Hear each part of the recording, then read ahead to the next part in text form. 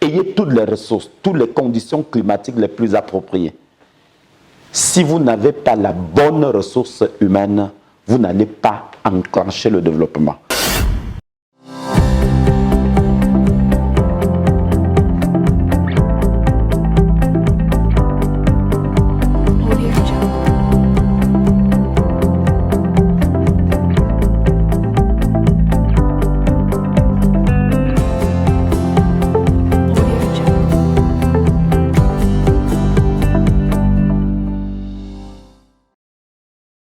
Bonjour, nous avons aujourd'hui dans le cadre de la chaîne YouTube Leadership Development TV le plaisir d'accueillir M. Dieudonné Thiessé, DG du groupe PANES. Bonjour M. Dieudonné Thiessé. Bonjour docteur. Je vous remercie de nous accorder cette séance d'échange sur la thématique de la pérennité des entreprises ou alors de la faillite des entreprises africaines et notamment camerounaises. Je voulais savoir pourquoi aujourd'hui, selon vous, il est important et pertinent d'aborder la thématique de la faillite ou de la pérennité des entreprises africaines. Déjà, mes félicitations pour le choix de cette thématique, parce qu'à mon sens, c'est une thématique plus qu'importante, plus qu'urgente aujourd'hui, et certainement moins que hier, et plus que demain encore.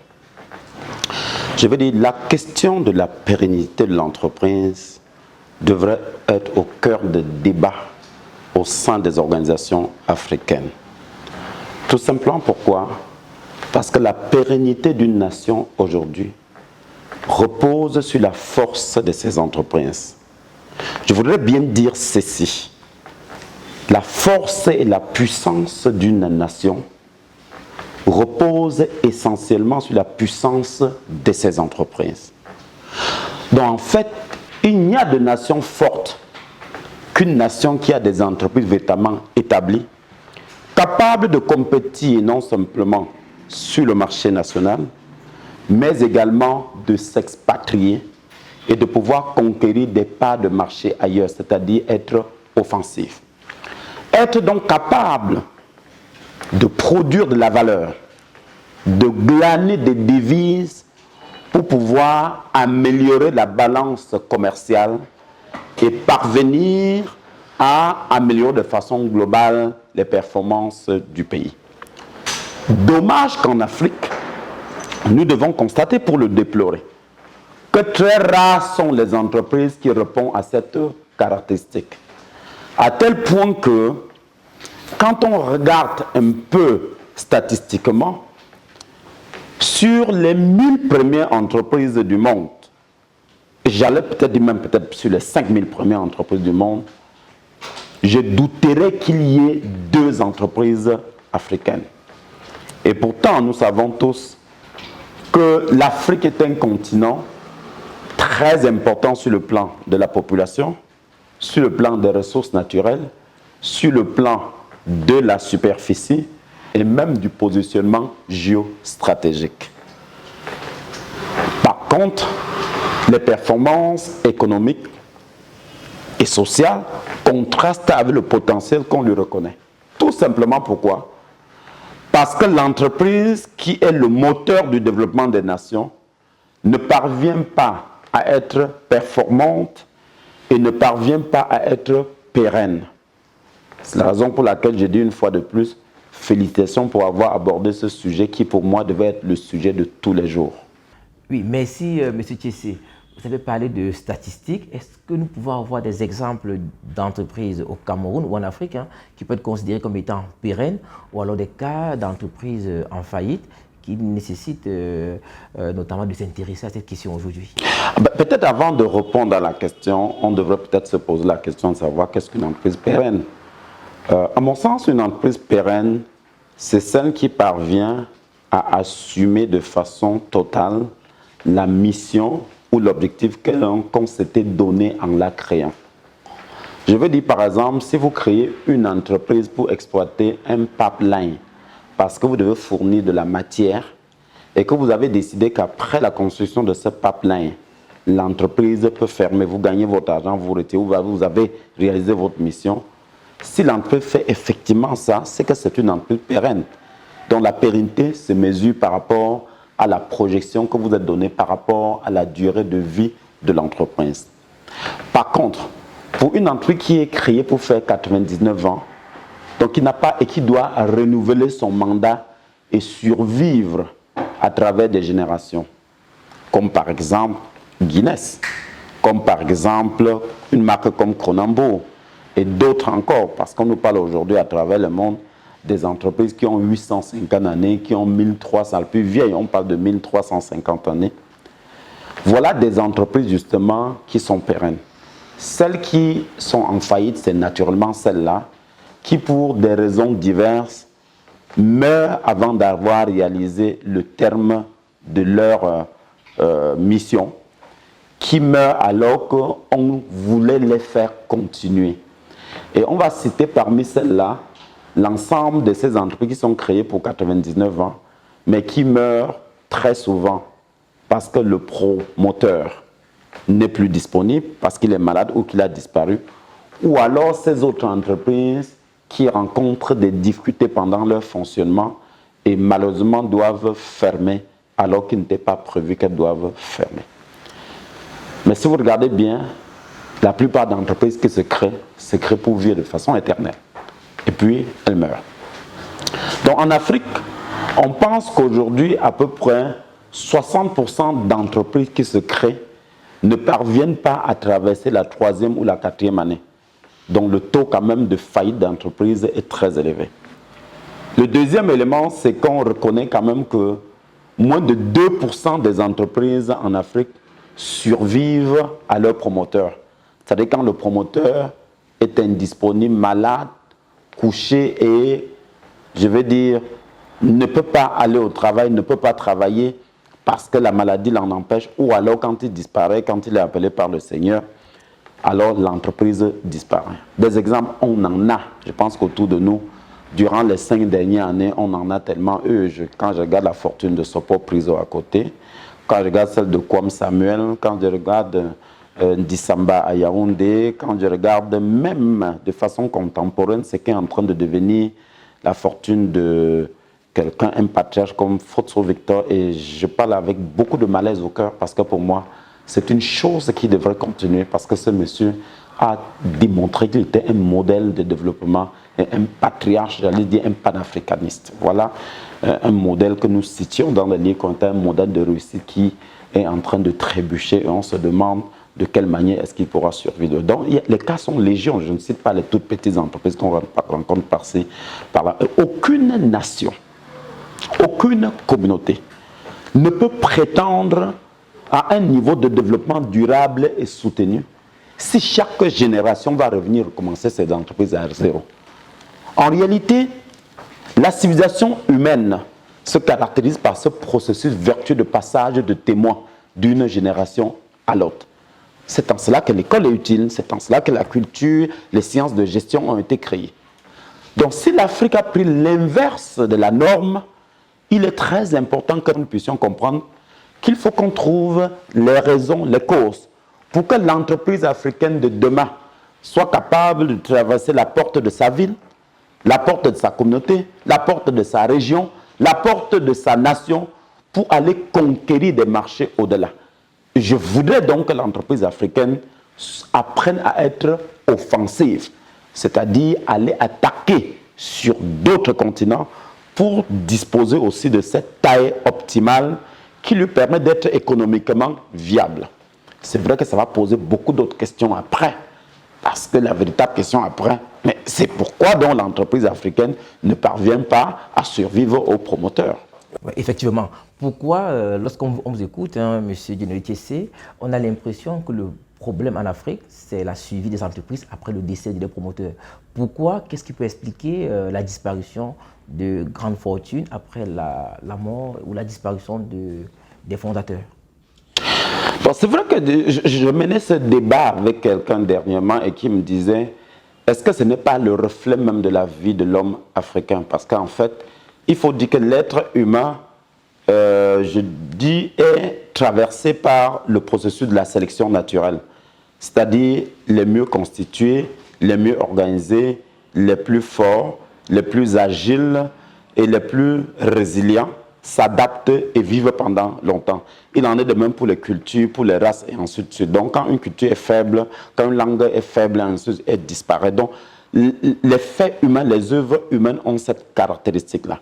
Donc si on fait ce rapprochement avec l'entreprise africaine, on va se dire la moyenne de vie en Afrique, c'est 45 ans. Alors qu'en Europe, on en a les 77 ans, on a des 100 ans dans d'autres pays. Peut-être on peut se dire c'est parallèle. Si l'Africain ne résiste pas longtemps, ben, il est aussi normal que ses œuvres ne résistent pas longtemps. Mais je veux dire que ce serait une conclusion quand même trop facile. Parce qu'on n'est pas obligé de trouver le parallèle à ces deux éléments-là. Sinon, pour dire les choses en réalité, je pense qu'en Afrique, il y a plusieurs dimensions à prendre en compte si on veut régler de façon durable le problème de la pérennité des entreprises. On peut regarder sous l'angle d'abord macro, l'angle méso, et revenir sur l'angle très micro. Donc si je vais regarder sur l'angle macro, je peux dire que l'une des explications peut être d'abord sociologique, peut être géopolitique et même géostratégique. Je veux dire que l'Afrique quand même a vécu 300 années de colonisation, d'esclavage, qui a eu pour caractéristique de vider ce continent de sa matière intellectuelle. Il n'y a que 60 années que nous sommes indépendants. Et quand vous prenez une entreprise comme Guinness, vous dites 350 années, on peut estimer que l'Afrique contemporaine n'existait pas. Donc, c'est tout à fait normal que nous n'ayons pas eu l'expertise et l'expérience de la civilisation industrielle.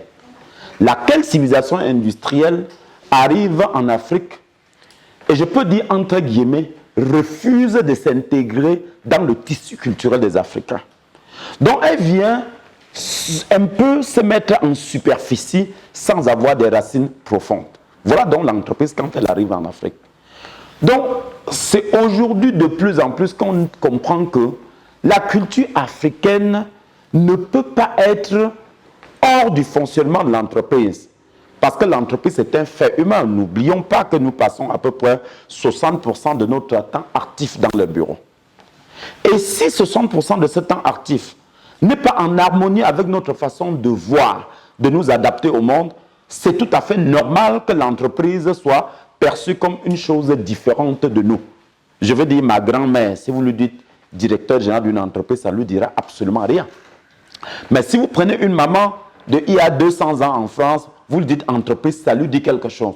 Vous comprenez donc qu'il y a des éléments non seulement géostratégiques relativement à ce que les autres voudraient que l'Afrique soit, mais ce n'est pas une raison pour que l'Afrique n'avance pas. Je veux dire que, en fait, quand on regarde la répartition des rôles dans le monde, on se dirait que l'Afrique a été conçue pour être celle qui va tout simplement fournir les matières premières pour les autres. Et de ce point de vue-là, est-ce que les autres ont intérêt à ce que l'entreprise africaine soit une entreprise véritablement puissante? Et cette question vient s'accompagner avec nos mécanismes politiques. Quand on regarde nos politiques économiques, nos politiques industrielles, on se rend bien compte qu'elles ne sont pas toujours en harmonie avec les exigences d'un pays qui veut des entreprises pérennes. Donc pour me résumer sur ce plan macro, je vais dire qu'il y a des problèmes géostratégiques, rapport de force entre les uns et les autres.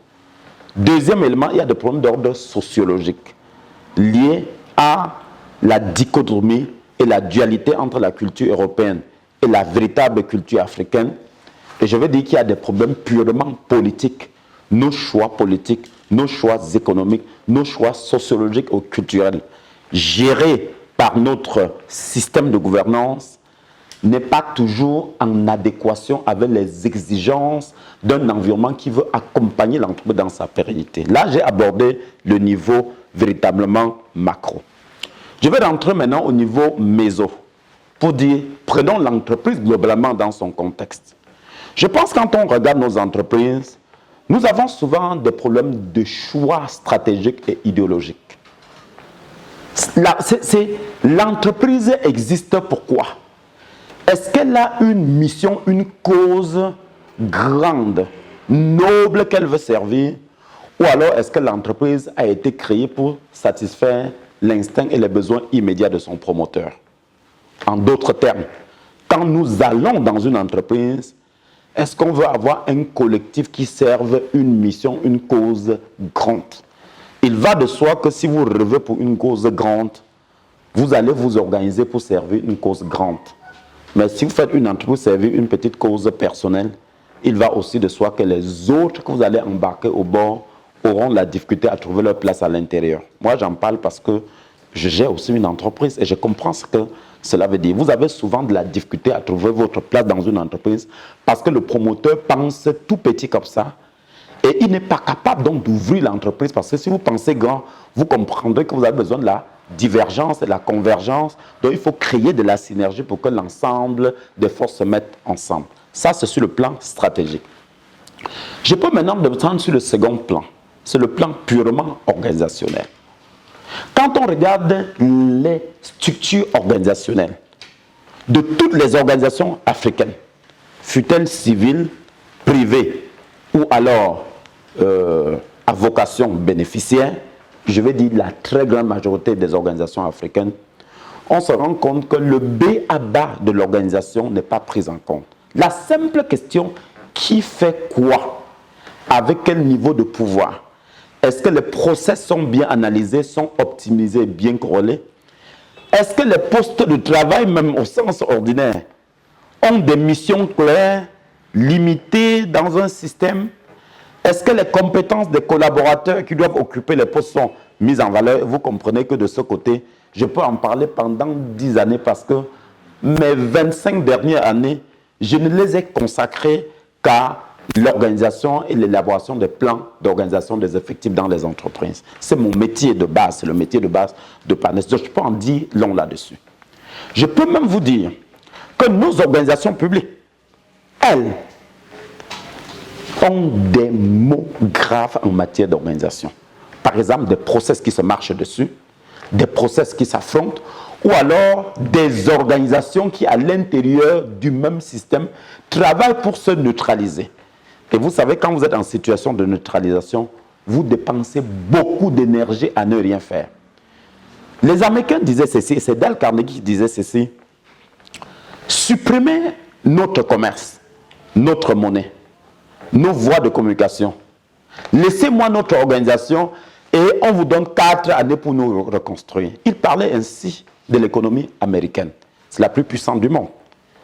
Ils n'ont pas besoin d'être ici pour dominer l'économie ici parce qu'ils ont compris que avant de parler de l'utilisation rationnelle des ressources dont vous disposez, il faut avoir des structures organisationnelles, une organisation fine, agile, qui s'adapte. Et c'est là où je pense qu'ils ont beaucoup gagné. Là, j'ai vu le deuxième levier. Je vais passer au troisième levier. Qui peut être le levier? Est-ce que les ressources sont disponibles? Et je pense que de ce point de vue, l'Afrique, c'est un scandale pour moi. Parce que tout le monde vient se servir en Afrique sans servir l'Afrique. Le continent africain est habitué à dépanner les autres continents sans se dépanner lui-même.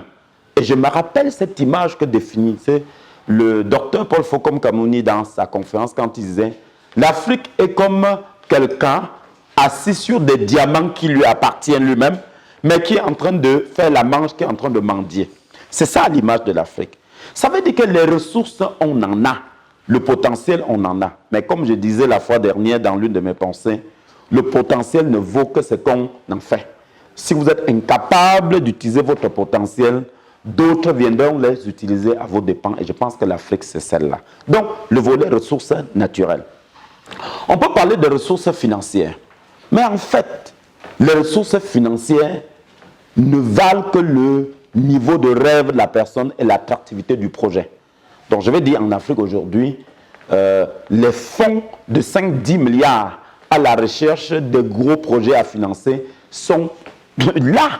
Il suffit d'avoir les grands projets. Donc, ce n'est pas ça le problème. On peut en avoir. Mais je pense que le plus gros souci maintenant, c'est le détonateur qui nous pose problème. Et quand je dis détonateur, vous voyez le facteur humain. Ça veut dire que quoi? Ayez toutes les ressources, toutes les conditions climatiques les plus appropriées. Si vous n'avez pas la bonne ressource humaine, vous n'allez pas enclencher le développement. En réalité, les gens l'ont bien dit. L'homme est au début, dans le process et à la fin de tout process de développement. Donc le plus gros problème en Afrique, c'est l'homme. Mais ce n'est pas l'homme pris en termes de nombre, c'est l'homme pris en termes de compétences, de capacité, d'énergie, de technicité et justement de cette capacité à travailler en équipe et non dans une sorte d'individualité suicidaire pour atteindre les objectifs. Je dis souvent dans mes conférences, l'un des problèmes qui tue l'entreprise africaine, c'est son incapacité à déclencher des synergies dynamiques pour savoir que c'est dans la complémentarité qu'on crée des synergies qui permettent d'avancer. Je peux dire maintenant le dernier levier, toujours sur le plan méso-là, ce serait lié au management, la manière de manager. Nos organisations de façon globale, quand vous regardez la gouvernance, rencontrent énormément de difficultés.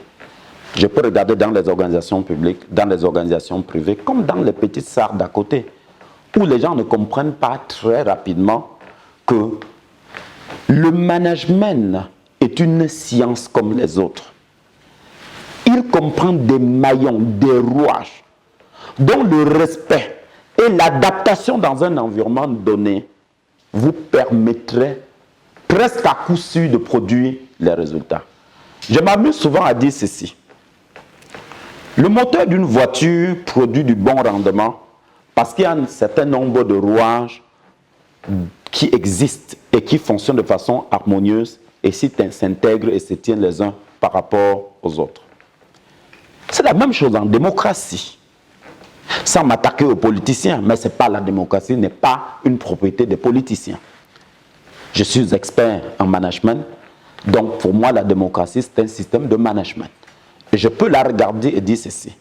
La démocratie repose sur un certain nombre de leviers, dont un certain nombre de pouvoirs. Les créateurs ont dit que ces pouvoirs devaient être indépendants les uns des autres pour que l'équilibre puisse se faire au sein de la société. Si donc vous prenez le système démocratique, vous enlevez un ou deux pouvoirs, vous ne devez plus l'appeler démocratie. Cherchez un autre nom. Parce que la démocratie, c'est la même chose en matière de management. Je veux dire qu'il y a des process, il y a des mécaniques. C'est la même chose en matière de leadership. Il y a des process, il y a des mécaniques que si vous enclenchez normalement, je peux vous assurer, sauf cas de déluge, sauf de mauvais choix stratégiques, alors à ce moment, vous devez produire les résultats. Alors quand je parle ainsi, je sais qu'il y en a qui vont me demander, et M. Tété, qu'est-ce que vous faites de l'environnement? J'ai souvent l'habitude de dire, M. Fotso Victor est né la même année presque que mon père, et plein d'autres pères, plein d'autres. Mais il vivait dans le même environnement que les autres. Comment a-t-il pu effectivement devenir ce qu'il est devenu, alors que les autres ne sont pas arrivés à son niveau malgré leur volonté? Et certains me disent, c'est la chance. Donc, les entreprises peuvent être pérennes par chance aussi. Bien, je réponds d'abord ceci. Première des choses, ne confondons pas notre incapacité à nous adapter à l'environnement et le fait que l'environnement est dur. Donc, l'environnement est dur. S'il y en a qui réussissent dans le même environnement, ça veut dire qu'il y a des uns qui ne s'adaptent pas. Donc, l'entreprise africaine ne peut pas éternellement évoquer son environnement pour expliquer la raison pour laquelle elle n'est pas performante.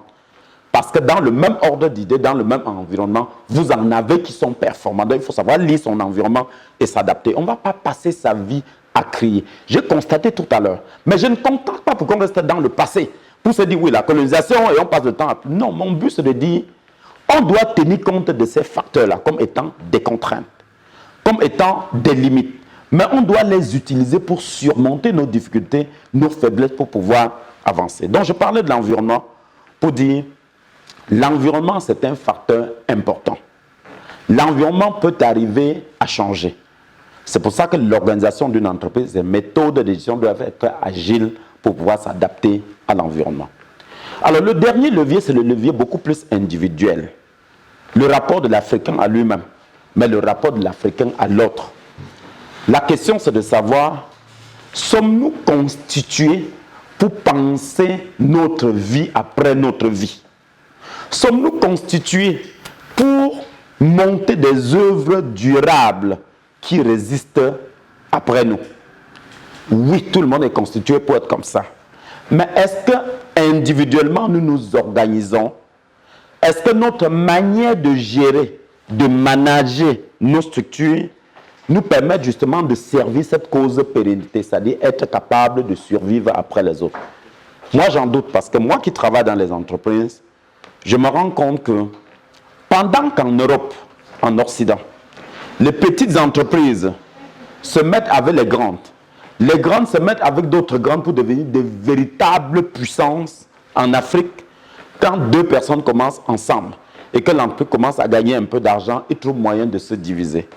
J'ai souvent l'habitude de dire à mes étudiants, en Afrique, nous avons des entreprisettes, c'est-à-dire des très petites entreprises qui évoluent à contre-courant, alors qu'en Europe, on a des véritables firmes. C'est lié aux individus eux-mêmes. Le deuxième élément, c'est le processus même de passage du témoin. Nous avons de la difficulté à préparer le passage du témoin, même souvent à nos enfants. Certains ont dit que c'était des problèmes de polygamie. D'autres disent que c'est des problèmes de relation entre nous et nos épouses. Soit ça peut s'expliquer par l'un ou par l'autre, mais il y a un problème. Je ne pense pas que la polygamie en tant que telle soit uniquement le facteur explicatif, puisque j'ai vu des familles monogamiques dans lesquelles les enfants ne parviennent même pas à gérer de façon harmonieuse le patrimoine que leur a laissé les parents. Donc je veux dire que on a aujourd'hui besoin d'un recul, d'une réflexion profonde, pour pouvoir comprendre que l'individualité est bonne jusqu'à un certain niveau. J'appelle ça la carte d'entrée dans la cour des rois. Mais dès que vous êtes dans la cour des rois, ce n'est plus l'individualisme qui entre en ligne de compte. C'est le collectif qui doit jouer. Donc nous avons intérêt aujourd'hui, en tant qu'Africains, à savoir qu'à un moment donné, on ne doit plus rester propriétaire à 100% de son entreprise. On doit apprendre à ouvrir les capitaux, à associer d'autres personnes, quitte à leur donner une minorité bloquante par énergie dynamique, pour savoir que c'est dans la complémentarité qu'on crée des synergies qui permettent d'avancer. Je peux dire maintenant le dernier levier, toujours sur le plan méso-là, ce serait lié au management, la manière de manager nos organisations de façon globale. Quand vous regardez la gouvernance, dont le propriétaire ne détient même pas 10%. En réalité, ça vous sert à quoi de détenir 90% ou 100% d'une entreprise qui fait des pertes, ou de détenir 10% d'une entreprise qui fait 10 milliards de bénéfices? Vous voyez qu'il n'y a pas match. Je voudrais dire ceci. Nous les Africains, quelque chose d'important à retenir, c'est que l'intelligence collective est toujours supérieure à l'intelligence individuelle. Mais pour vivre dans ce genre de communauté, il y a un ensemble de choses à faire.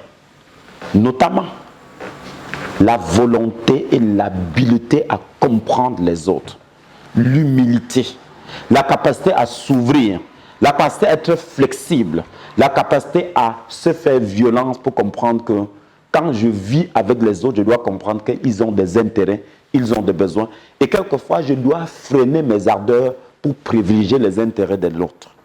Que je dois comprendre que quand il y en a un, on doit partager avec tout le monde. Et que plus on se met ensemble, plus on devient fort. Si on vous donne un balai, on vous demande de casser. Vous aurez de la difficulté à casser. Parce que c'est un ensemble de petites brindilles de rien du tout. Mais prenez 2 brindilles, vous les tâchez sans aucun problème.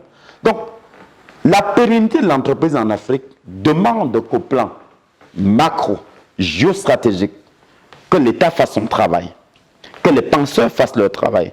Ça dépend qu'au plan méso, que l'organisation, le management, la structuration de l'entreprise soit au rendez-vous. Et ça demande qu'au plan individuel, que ceux qui créent, qui managent les entreprises, se marient ou alors empruntent une autre philosophie fondée sur la vision lointaine avec la nécessité d'engager des synergies et de s'améliorer. Voilà ce que je peux dire de ce point de vue-là. J'ai peut-être été long là-dessus, mais je pense que c'était important. Oui, merci M. Tissi pour ces explications. Vous n'avez pas été long, hein, surtout c'est très intéressant. Maintenant, je souhaitais aborder avec vous la question de la passation de pouvoir entre 2 générations, au-delà de la nécessité d'ouvrir l'actionnariat, comme vous l'avez dit, l'actionnaire peut, selon vous, contribuer à renforcer la pérennité. Je voulais savoir comment transmettre l'esprit entrepreneurial. Comment un fondateur d'entreprise, un capitaine d'industrie peut aujourd'hui, dans le contexte camerounais, préparer sa succession, transmettre cet esprit entrepreneurial? Bien, ok. J'avoue que c'est une chose quand même assez difficile en Afrique parce que quand vous êtes dans un environnement normalisé, où un certain nombre de choses obéissent une certaine logique, il est facile de formaliser et de transmettre.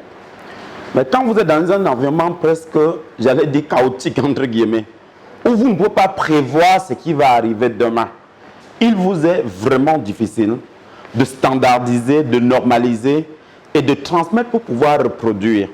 Et je pense que l'environnement africain, c'est à peu près celui-là. Ce n'est pas du tout facile. Donc j'avoue que le passage du témoin est beaucoup plus difficile en Afrique que dans une entreprise occidentale. Première des choses, regardez notre environnement juridique. Tout l'arsenal juridique dont nous disposons est un arsenal imparfait. D'abord, s'il était parfait, il faut voir les pratiques. Le tout n'est pas d'écrire des bons textes, il faut encore que les textes soient appliqués par de bons magistrats qui sont conscients d'un certain nombre de choses. Si moi j'avais une suggestion à faire à un État comme celui du Cameroun, j'allais lui dire que la préoccupation liée à la pérennité de l'entreprise doit être une préoccupation d'ordre national. Il faut que l'État trouve des mécanismes pour contribuer à sauver les patrimoines de ceux qui sont partis ou alors à accompagner certains dirigeants qui ont des entreprises de grande envergure à fort impact économique et social pour qu'ils ne puissent pas tomber.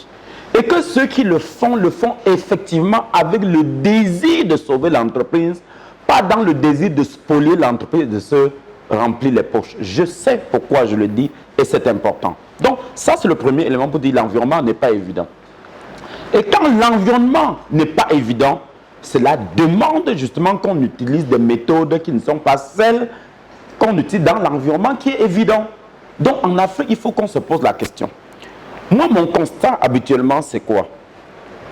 C'est que ceux qui créent des entreprises en Afrique et qui résistent pendant des années, il faut les respecter. Parce que ce n'est pas donné à tout le monde.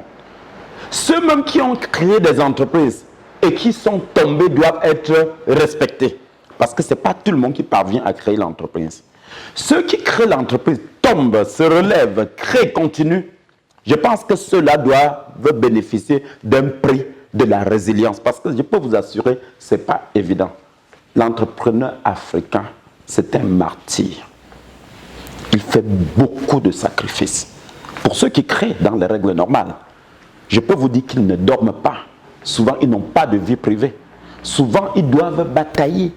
Et la famille, et l'environnement, et tout ça, parce que tous les préjugés liés à l'entreprise, quand vous réussissez, quelquefois vous êtes sorcier, et machin, vous connaissez aussi bien que moi. Donc, ce n'est pas évident. Mais ce n'est pas parce que c'est difficile que nous ne devons pas avancer. C'est parce que nous n'avançons pas que cela donne l'impression d'être très difficile. Avec mes 25 petites années d'expérience dans l'entrepreneuriat, je peux en dire long là-dessus. Donc, ce que je constate habituellement, c'est que c'est cette expérience dans un environnement difficile qui a contribué à nous amener à comprendre les tenants et les aboutissants de la vie d'une entreprise en contexte africain.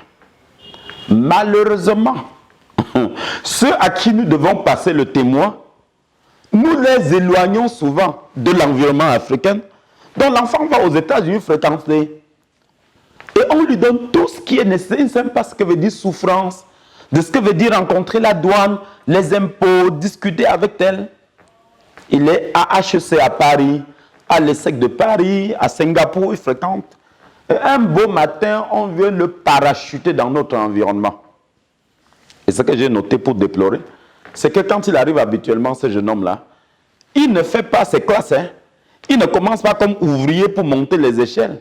Directement, le papa le bombarde directeur adjoint. Mais comment voulez-vous que l'enfant soit adapté à gérer un système dont il ne connaît ni les tenants ni les aboutissants? D'abord, cette manière de parachuter l'enfant crée de la résistance et des problèmes à l'intérieur du système. Parce que, imaginez, par exemple, Dr Kaji, vous travaillez depuis 25 ans. on a souffert ensemble à créer une entreprise. Vous avez même contribué à payer la scolarité de cet enfant. Il vous appelait tonton. Et un bon matin, il tombe là et vous perdez votre poste de directeur adjoint. Il devient arrogant. Le papa n'a même pas pris la peine de vous donner 1% des capitaux de l'entreprise. Et pendant qu'il est là, votre entreprise, vos enfants ne parviennent pas à avoir le même niveau d'éducation. Vous voyez que l'arrivée de cet enfant perturbe l'équilibre social. Et quelquefois, il est même arrogant, il est incompétent. Et voilà quelqu'un à qui vous voulez léguer votre patrimoine demain. Mais vous comprenez que vous aurez de la difficulté à réussir.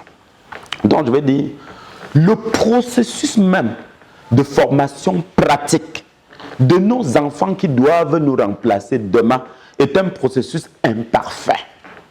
Nous amenons des inconnus dans un environnement pour gérer cet environnement difficile sous prétexte qu'il sort du nombril de celui qui a de l'argent. Je pense qu'on se trompe. La détention du capital ne garantit pas la performance d'une entreprise. Ça, c'est le premier élément. Je parle non du choix et de la compétence de la personne qui va succéder. Il faut qu'on se rassure que la personne a compris les mécanismes, les rouages et qu'il est capable de pouvoir les maîtriser ou alors de les perfectionner. Le deuxième élément important, c'est le rêve de l'entreprise. Moi qui accompagne les entreprises, quelquefois vous vous rendez compte dans une entreprise, le grand patron est le seul à savoir où il va, à savoir lui seul les défis. Il n'intègre pas les autres. Mais vous voulez que les gens embarquent à bord d'un bateau et qu'ils soient entièrement motivés quand ils ne savent même pas là où va le bateau? Non, si vous démontrez aux gens que c'est votre chose personnelle, ils vont vivre dans l'entreprise comme s'ils étaient de passage. D'ailleurs, quelquefois, on leur rappelle pour dire que vous n'êtes que des employés, c'est l'entreprise de mes enfants. Je me rappelle, j'ai travaillé dans une entreprise où on disait, à chaque fois, attention, c'est l'entreprise des futurs propriétaires. Donc, chaque fois, on vous rappelait que vous n'êtes pas chez vous. Les propriétaires sont en Europe, en France, ils viendront vous mettre en prison. C'est ce qu'on nous disait à tout moment.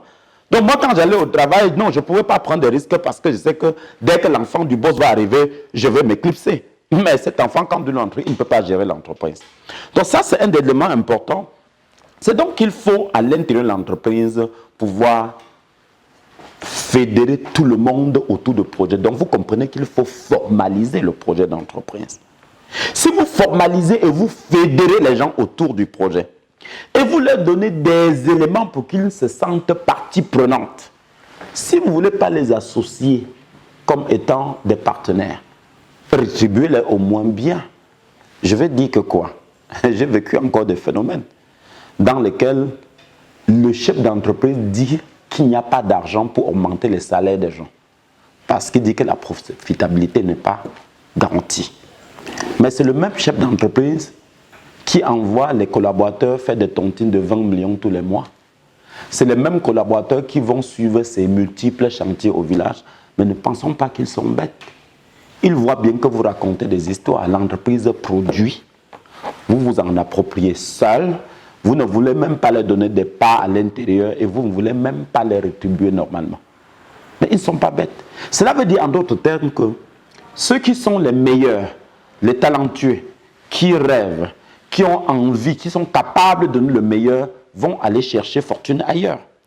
Et je me rappelle, si vous le permettez, lors de l'un de mes voyages, j'allais au Gabon. Et je me suis trouvé à bord de l'avion avec deux grands entrepreneurs africains que j'avais quelquefois accompagnés. Et dans nos débats, ils me disent, on a un problème. J'ai dit, quel problème? Ils me disent, Dieu donné les hommes. On n'a pas les hommes. Donc j'ai rapidement compris qu'ils avaient un problème de ressources humaines. Et je leur ai dit, écoute, président, quelles sont les caractéristiques des collaborateurs que vous voulez? Donnez-moi un peu. Et moi, je notais. Il me disait, je notais. Et à la fin, je dis, je relis. Et je lui dis, mais je vois que le collaborateur que vous recherchez là, c'est à peu près votre photo à vous-même. Vous voulez des gens qui soient un peu comme vous. Et il dit, mais oui, tu as compris. Et je lui pose tout doucement la question. Êtes-vous prêt à travailler pour quelqu'un d'autre? Il réfléchit un moment et dit, oui, je peux sous certaines conditions. Et je lui dis, bon, je ne veux même pas savoir quelles sont les conditions, mais je pense que si la personne est capable de réaliser votre rêve d'être entrepreneur, il me dit, bien sûr. Et je lui dis, ok, je sais que, président, tu as 8 entreprises. Ça fait 30 ans que tu es dans tes entreprises. Il y a des collaborateurs qui sont depuis 30 ans avec toi. Combien parmi eux as-tu fait entrepreneur? Tu as permis à combien d'entre eux soit de créer une entreprise qui sous-traite chez toi, soit de les aider à créer quelque chose qui leur tient à cœur, ou alors les intégrer dans l'actionnariat. Bien au contraire. Et je lui ai dit, je sais que ceci n'est pas de toi, mais bien au contraire, j'ai vu des chefs d'entreprise qui sont jaloux de leurs collaborateurs qui se construisent une maison, qui s'achètent une belle voiture, et pourtant vous le payez. La preuve, c'est que chaque fois qu'ils font ce genre d'investissement, on les pourchasse, on les casse les pieds et on les chasse de l'entreprise. Ce n'est pas normal. Il faut que nous comprenions que ceux qui travaillent pour l'entreprise ont droit au bonheur. Et que le bonheur n'est pas seulement celui de nos enfants. Donc si nous voulons que l'entreprise soit pérenne, comprenons que le véritable successeur de demain n'est pas que notre enfant. C'est ceux-là qui comprennent l'entreprise. L'enfant de quelqu'un, on dit en Afrique, n'est pas nécessairement celui qui est passé par votre ventre. C'est aussi la personne là qui a su vous accompagner, qui a su vous respecter, qui sait vous comprendre et qui sait comment vous protéger demain. Ça, c'est le deuxième élément. C'est le choix donc de la personne qui va remplacer. Le troisième élément maintenant, c'est l'organisation. Je dis souvent aux chefs d'entreprise ceci. Sortez l'entreprise de vos poches et rendez-la indépendante. Faites des procédures, une organisation claire, les outils de gestion tels que lorsque vous n'êtes pas là, que l'entreprise puisse fonctionner sans vous. Mais si à chaque fois vous n'êtes pas là, on doit arrêter. Le client doit vous attendre.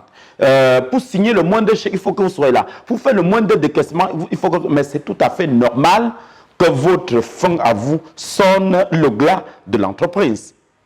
Et je vais finir par le dernier élément pour dire, il faut maintenant manager. Et je peux vous rassurer, le management s'apprend.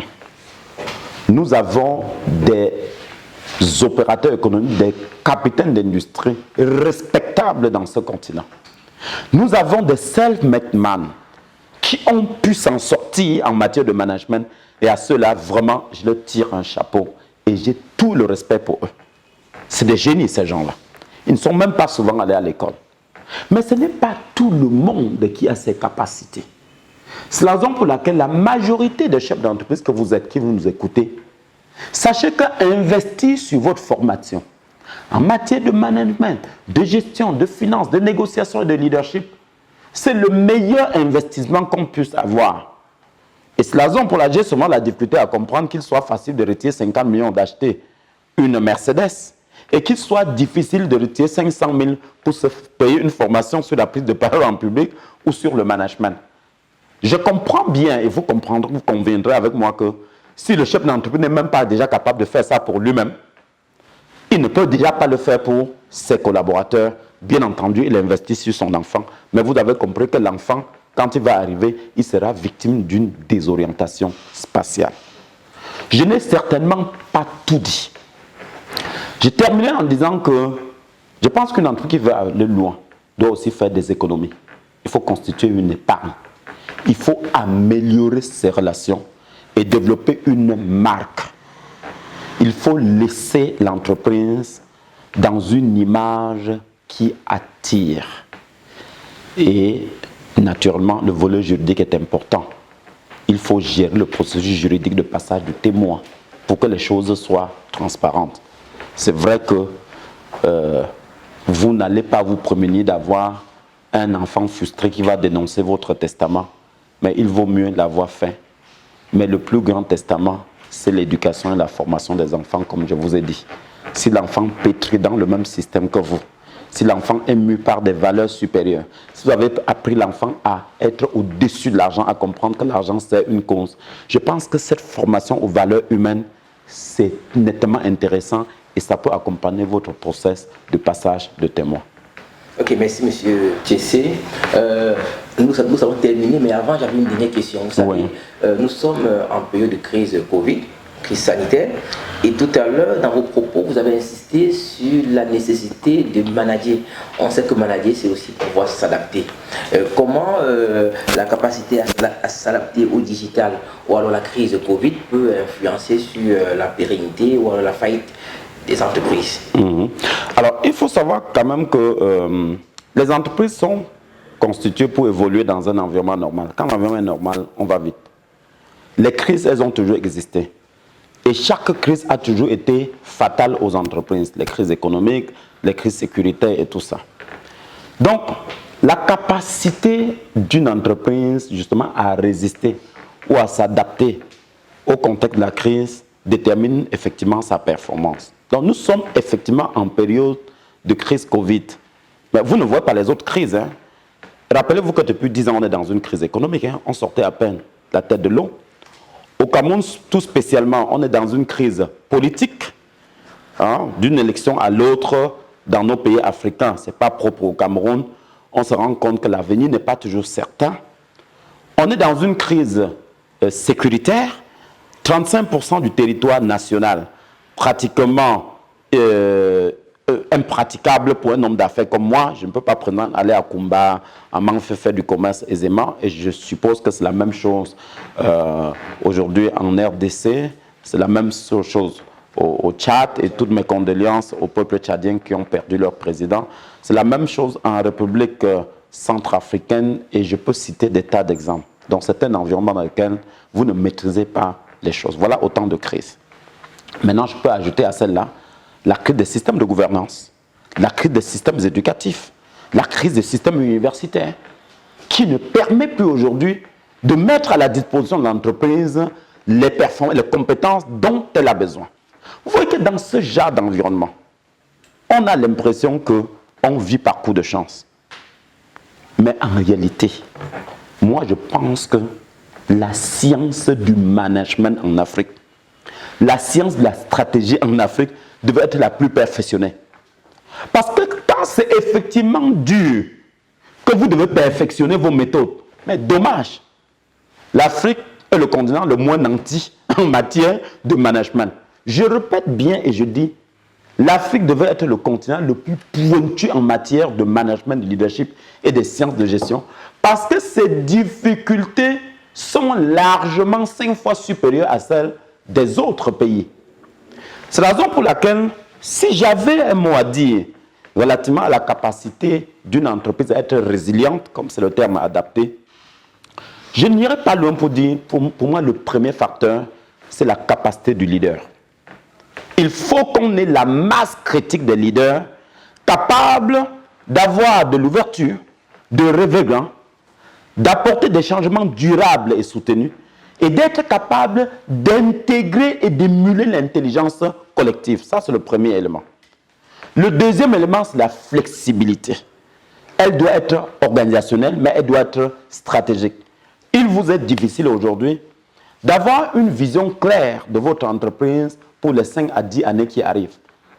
Je dis même que c'est un pari, si vous pouvez me dire ce qui va arriver dans 6 mois.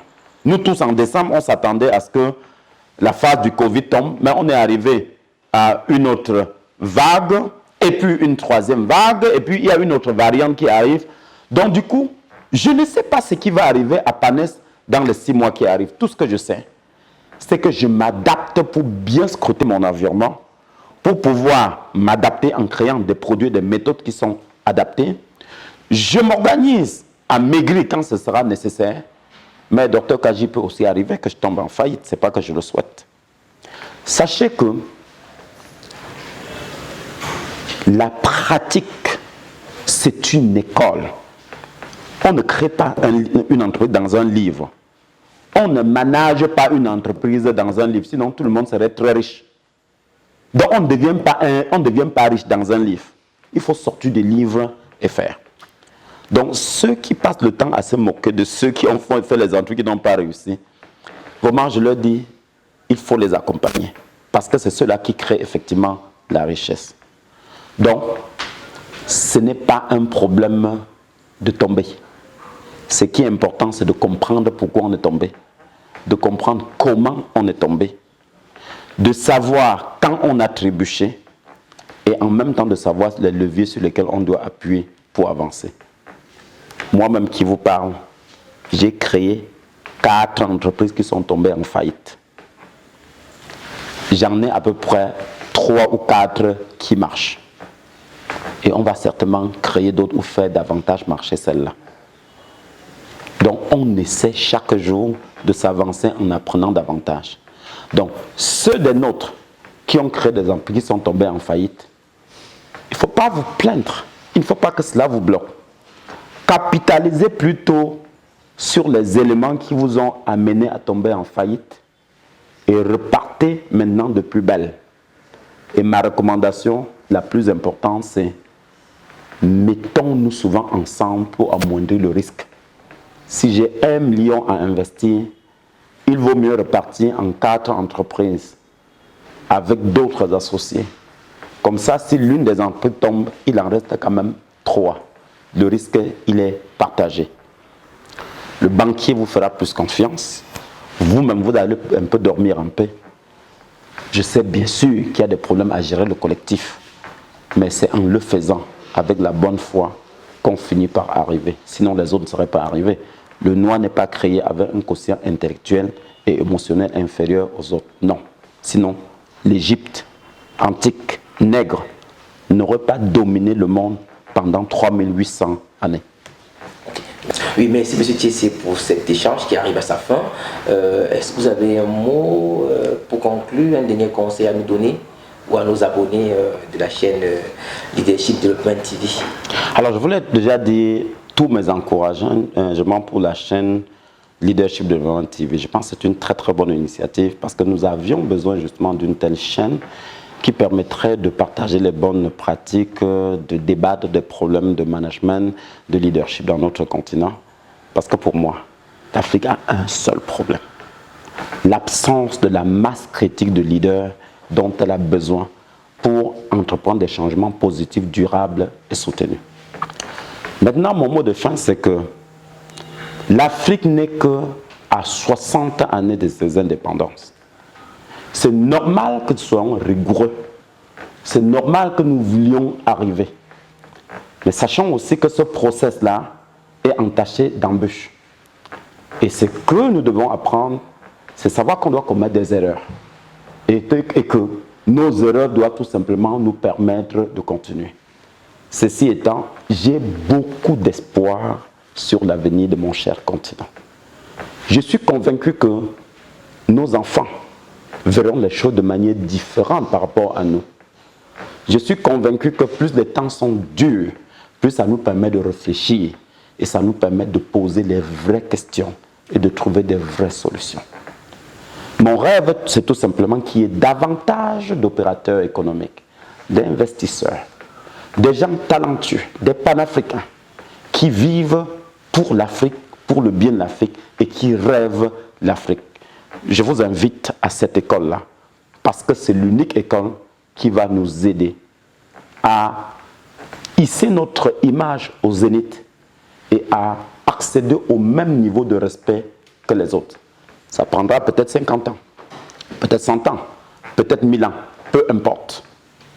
Il est simplement important que chacun de nous mette sa goutte d'eau dans le verre.